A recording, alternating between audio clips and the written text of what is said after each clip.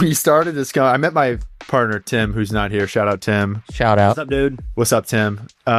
We met in college. We went to the University of Florida together. Go Gators. Oh, go Gators. Okay. Can't do it. Sorry. And I'll speak for both of us because we both have such an eerily similar backstory. So both of our dads were actually in roofing.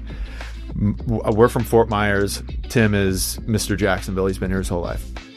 So, you know, we were buddies in college. We were in the same fraternity. We were neighbors. There's a bunch of shenanigans that happened while we were there. That we got a lot of reading books. Oh yeah. Nerds. Early learned nights to bed. Yep. We could have been learned doctors. Yeah. We decided to be roofers. Got But it. we found this commonality that no one else really shared. And what we realized is it was kind of the same thing both of our dads had experienced with, you know, whether it was being mistreated at work and just the entire industry as a whole. It's got a bad stigma, rightfully so, in a lot of ways. There's no community involvement. There's really no team empowerment. It's just kind of a mill to get people to Turn and come burn. Turn and burn. And while NexGEN wasn't the original company, we started a couple different companies.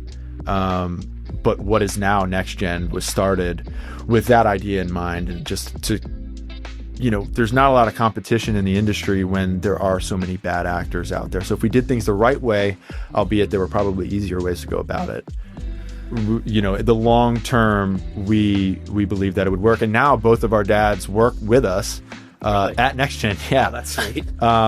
So we used to be an interior remodeling company. My dad moved up probably 5 years ago at this point and got us started in the roofing side of things.